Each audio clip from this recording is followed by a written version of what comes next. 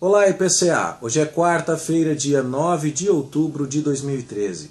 Estamos juntos há 493 dias lendo a Bíblia e hoje leremos juntos o Salmo 11. Já estudamos a vida de Davi até o momento em que ele estava sendo perseguido por Saul, o invejoso rei rejeitado que tentava eliminar o novo rei escolhido. E já lemos vários salmos cujos títulos nos indicam com precisão as circunstâncias em que eles foram compostos. Salmos que Davi escreveu quando fugia de Saul, quando se escondia entre os filisteus, quando estava na caverna e outros mais. Depois de termos lido estes salmos, passamos a estudar os salmos de lamentação. Salmos que só nos informam que são salmos de Davi, mas que as palavras do próprio salmo falam de inimigos, falam de perseguição, falam que Deus parece demorado em ajudar Davi, e então nos permitem concluir que foram salmos que Davi escreveu provavelmente nessa mesma circunstância, nesse mesmo momento da sua vida. O Salmo 5, o Salmo 7, que já lemos essa semana, são salmos de lamentação. E nós vimos lá que nesses salmos de lamentação há a queixa, há o pedido que é dirigido a Deus, mas há também a expressão de uma confiança no livramento que Deus haverá de dar. O Salmo 11 se relaciona a esses salmos de lamento porque é um salmo de confiança. Não há aqui a queixa, não há aqui o lamento, mas há aqui a declaração de que Davi, embora esteja sendo perseguido e caçado como um passarinho, ele sente segurança no seu Deus e sabe que Deus será o seu refúgio. Essa é a mensagem do Salmo 11. Pessoas vão dizer a Davi, e é isso que nós lemos no verso 1, foge como um passarinho para o teu monte. Essa ideia de o teu monte é porque Davi talvez já tivesse até um lugar meio padrão para o qual ele corria. E então essa instrução é dada para Davi por quê? Porque os ímpios estavam armando o arco, dispondo a flecha para dispararem contra Davi, que era um reto de coração.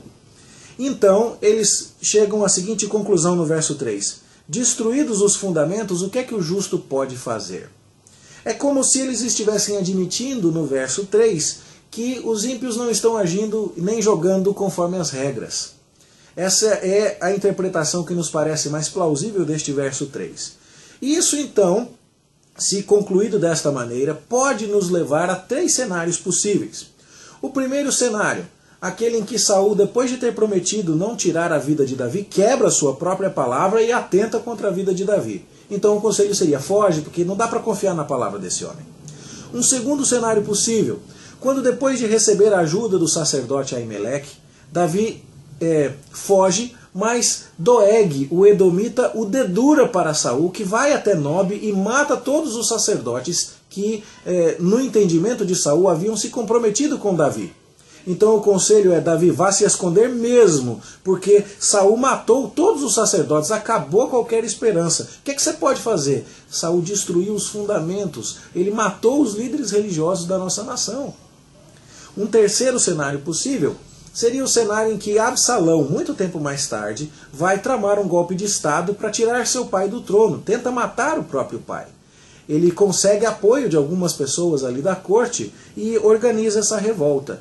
E aí isso faria sentido com as informações no verso 2, que dizem que os ímpios estão tramando as coisas, de certa maneira, às ocultas.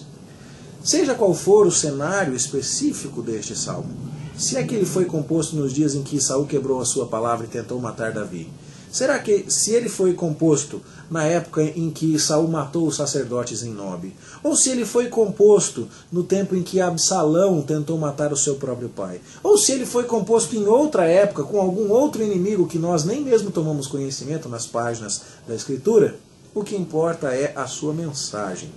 Um cântico em que Davi expressa a confiança de que Deus o liberta. E é por isso que nós o estamos lendo agora, no momento em que Davi está sendo perseguido por Saul, mas sabe que Deus o libertará.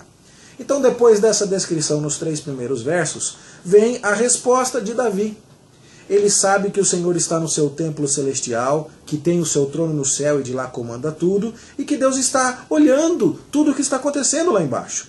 Sabe que, embora ele seja justo, ele enfrenta provações para que Deus teste o seu caráter. Mas Deus abomina aqueles que amam a violência. Essa provação que Davi enfrenta apenas demonstra o quanto ele é justo E Deus, lá do seu trono no céu, aborrece aquele que está perseguindo Davi por amar a violência. E o segredo de Davi, então, expressar essa confiança é a sua certeza de que ele sabe, a sua certeza de que Deus vai fazer chover sobre os perversos fogo e enxofre. Uma alusão aqui a Sodoma e Gomorra e ao juízo de Deus sobre aquelas cidades ímpias. Mas quanto ao justo, diz o verso 7, porque o Senhor ama a justiça, quem é justo, quem é reto vai contemplar a face de Deus. Então essa é a mensagem do Salmo. Chegam para Davi e dizem, Davi, esconda-se.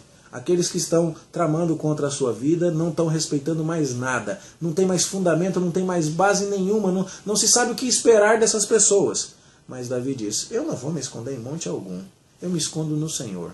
Deus está no céu, olhando tudo. Ainda que eu seja provado, Ele conhece o meu caráter e Ele vai abençoar os retos de coração, permitindo que estes vejam a sua face.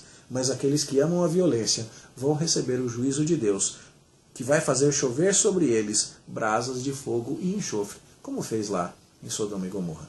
Essa é a certeza, essa é a declaração de confiança. É importante, irmãos, lamentar. É importante entender que podemos nos dirigir a Deus nas horas de crise. Como fizemos estudando o Salmo 5 e o Salmo 7, ontem e anteontem. Mas é muito bom também quebrar um pouco este ciclo com um salmo como este, o Salmo de número 11, para dizer, a nossa confiança está no Senhor. O Senhor está no seu santo templo e os seus olhos estão atentos para mim.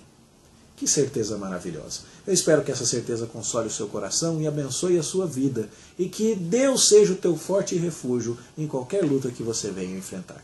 Vamos orar? Senhor, te agradecemos porque Davi não apenas lamenta, mas ele celebra as suas certezas e expressa a sua confiança. E hoje queremos expressar a nossa confiança no livramento e na salvação que só o Senhor pode nos proporcionar. Obrigado, porque podemos confiar que os perversos serão eliminados e que os justos serão abençoados. Guia o nosso coração nessa certeza e pacifica-o, ó Deus.